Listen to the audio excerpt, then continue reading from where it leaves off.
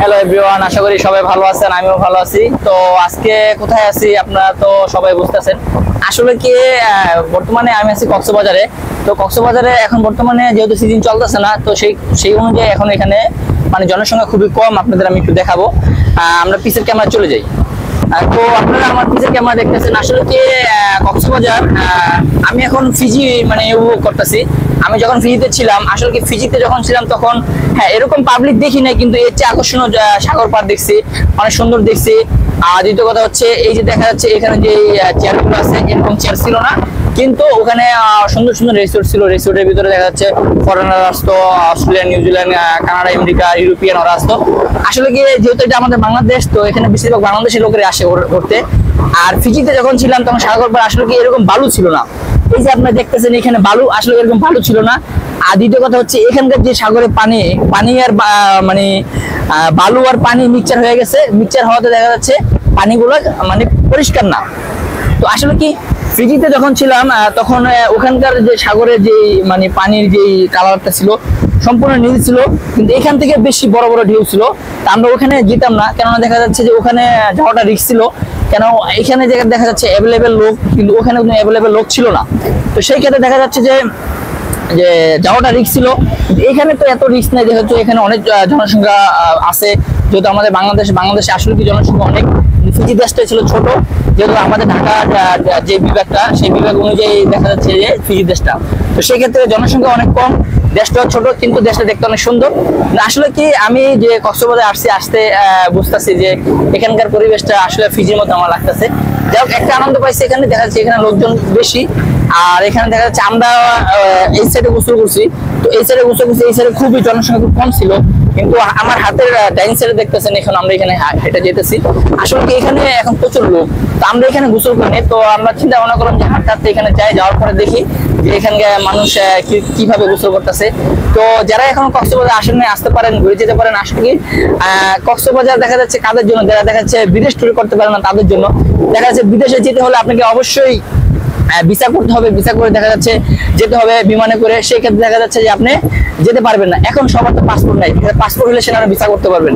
Visa করলে তারপর দেন আপনি যেতে পারবেন। সেখানে দেখা যাচ্ছে ব্যয় বলে একটা খরচ। কিন্তু সেই ক্ষেত্রে দেখা যাচ্ছে আমাদের বাংলাদেশে বেশিরভাগ লোক হচ্ছে কক্সবাজার ঘুরতে আসে।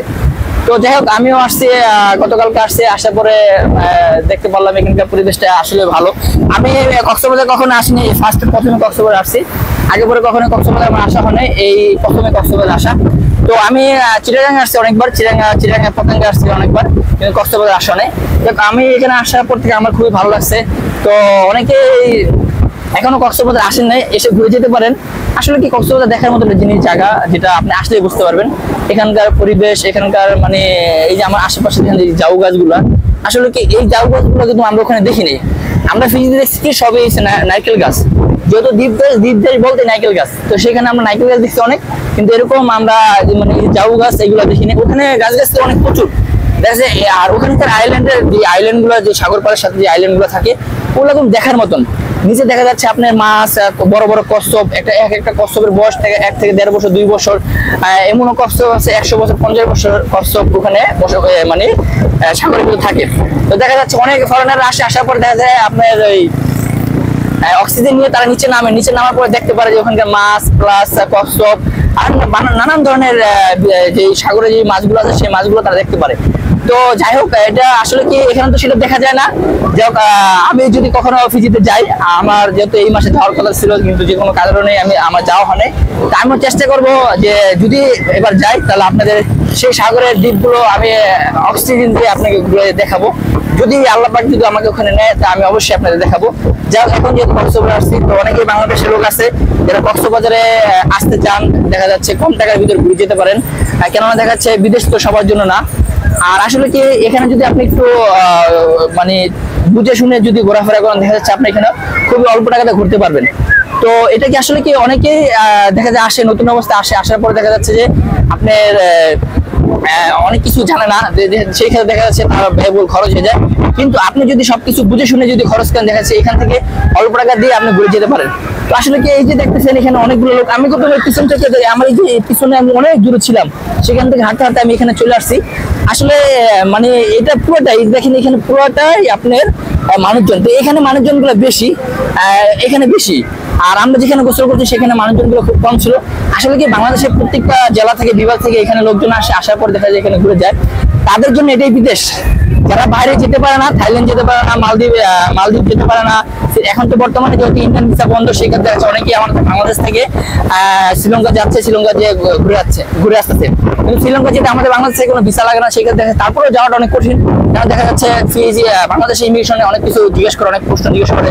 দেখা যাচ্ছে শ্রীলঙ্কায় যখন ইমিগ্রেশন যাবেন অনেক ধরনের কিছু জিজ্ঞেস করে, তো সেক্ষেত্রে এখানে বিমান টিকিট কাটতে হয়। তারপর দেখা যাচ্ছে নানান ধরনের প্রশ্ন, সেই ক্ষেত্রে সবাই যেতে পারে না। কিন্তু আসলে কি শ্রীলঙ্কার দেশটা আর ফিজি দেশটা সেম, একবারে সেম। ওটা আইল্যান্ড দেশ, এটা আইল্যান্ড দেশ, কিন্তু দুই প্রান্তে। যাই হোক, এখন যেহেতু কক্সবাজারে অনেকে আসতে চাচ্ছেন, অনেকে মানে ঘোরার জন্য অনেক মানে অল্প টাকার ভিতরে, আমি সবাইকে সাজেশন করবো আপনারা কক্সবাজার এসে ঘুরে দিতে পারেন। তো আসলে কি ফিজিতে যখন আমি ছিলাম, তো এই যে আশেপাশে যে চেয়ারগুলো আছে, এই চেয়ারগুলো কিন্তু ছিল না, আর এত জনসংখ্যা ছিল না। দেখা যাচ্ছে আমরা যখন গেছি দ্বীপে, দেখা যাচ্ছে 10 জন 15 জন ফরেনার আসছে, তারা এসে দেখা যাচ্ছে 1 দিন 2 দিন 3 দিন ঘুরতে ঘুরে তারপর দেখা যাচ্ছে আরেকটা আইল্যান্ডে চলে গেছে। তো এখানে কিন্তু কোনো আইল্যান্ড নাই, শুধু এই সাইডটা পুরোটাই সাগর। দেখা যাচ্ছে যে আমার সামনে থেকে এখান থেকে শুরু করে এই পর্যন্ত শেষ পর্যন্ত পুরোটাই হচ্ছে সাগর। কিন্তু ফিজিতে এরকম না, ফিজিতে দেখা যাচ্ছে ছোট ছোট আইল্যান্ড আছে, 360টা আইল্যান্ড আছে। তো সবাই বলে 300 আইল্যান্ড, কিন্তু 360টা আইল্যান্ড আছে। এই 300 আইল্যান্ডের ভিতরে দেখা যাচ্ছে সবাই ঘুরতে যায়। তো ওখানকার ঘোরার সিস্টেমটা আমাদের বাংলাদেশের ঘোরার সিস্টেমটা অনেকটাই ব্যবধান। যাই হোক, অনেক কিছু বললাম, অনেক কিছুই আপনাদের মাঝে শেয়ার করলাম। যদি আপনারা যদি দেখা যাচ্ছে বুঝে শুনে যদি কক্সবাজারে এসে ঘুরে যেতে চান, তাহলে দেখা যাচ্ছে অল্প টাকাতে আপনি ঘুরে যেতে পারবেন। যাই হোক, আপনাদের পুরা মোটামুটি আমি একটু ঘুরে দেখালাম পুরোপুরি, যেহেতু বেশি দেখাতে গেলে দেখা যাচ্ছে ভিডিওটা অনেক বড় হয়ে যাবে। তো যাই হোক, বড় করবো না, শর্টকাটের ভিতরে আমি যে ভিডিওটা করছি, আপনি দেখবেন ভিডিওটা, আমার কথাগুলো শুনবেন। কথাগুলো যদি শুনেন তাহলে দেখা যাচ্ছে আপনার দেখা যাচ্ছে অনেকই কাজে লাগবে। আর অনেকে কক্সবাজার এখন আসেন না, কক্সবাজার কিরকম দেখতে জানেন না, যাই হোক আমার ভিডিওটা দেখেন, তাহলে বুঝতে পারবেন আসলে কক্সবাজার কিরকম।